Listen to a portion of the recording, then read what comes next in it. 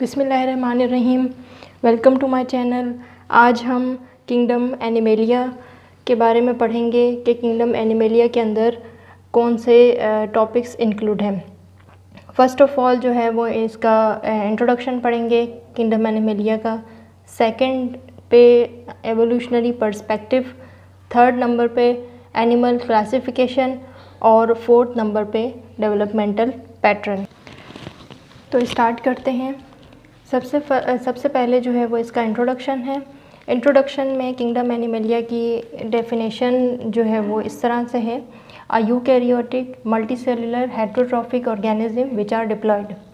एक ऐसा जो ट्रू एनिमल जो है उसको हम इस तरह डिफ़ाइन करते हैं कि एक ऐसा एनिमल जिसके पास ट्रू न्यूक्लियस हो, यूकैरियोटिक हो, उसका जो है वो मल्टी सेलुलर हो, उसका सेलुलर लेवल जो है वो मल्टी सेलुलर हो, वो नेकेड आई से नज़र आए और वो वन सेल से ज़्यादा हो, उसके अंदर यूनिसेलुलर ना हो।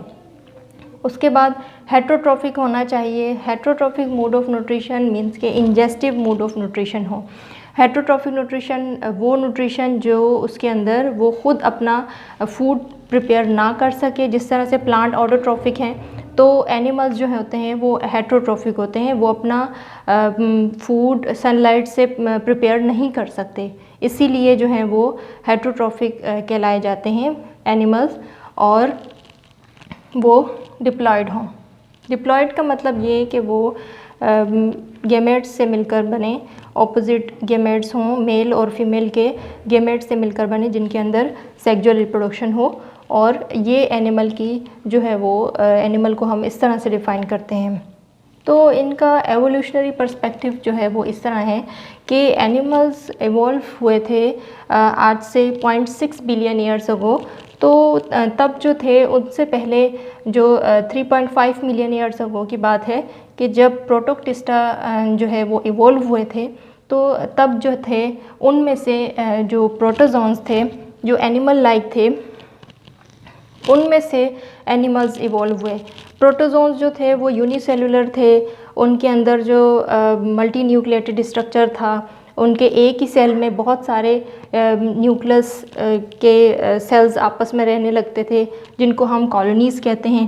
फिर आहिस्ता आहिस्ता उनकी कॉलोनीज़ जो थी वो जो एक अलग से सेल के स्ट्रक्चर में आ गई जो कि मल्टी सेलुलर कहलाने लगे। और यूनिसेलुलर के बाद जब उन्होंने अपने नीड्स पे, अपने एनवायरमेंटल कंडीशंस पे जो है वो अपने आप को इवॉल्व किया, तब जो थे वो एनिमल्स बने।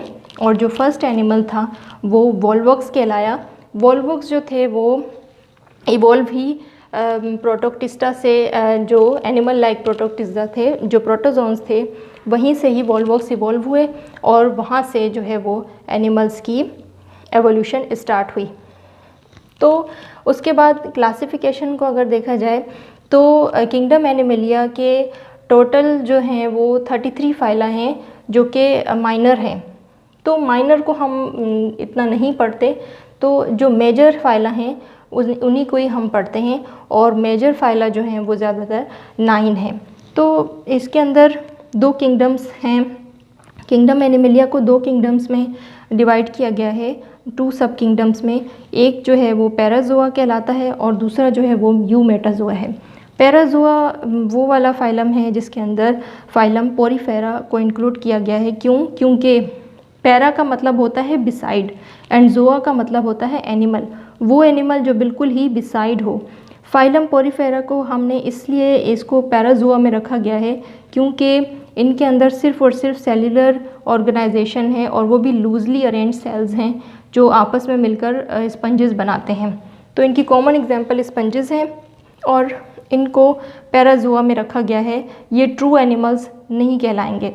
जबकि दूसरे सब किंगडम में जो है वो यूमेटाजोआ को रखा गया है। यूमेटाजोआ, यू का मतलब होता है ट्रू और मेटाजोआ का मतलब होता है एनिमल्स। वो एनिमल्स जो बिल्कुल ट्रू हों, ट्रू एनिमल्स कहलाएं, जिनके अंदर टिश्यू ऑर्गेनाइजेशन हो, जिसके अंदर ऑर्गन लेवल ऑफ ऑर्गेनाइजेशन हो।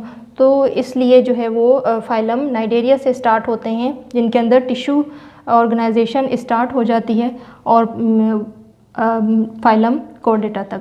तो इसके अंदर 8 फाइला आ जाते हैं टोटल और एक ये 9 फाइलम।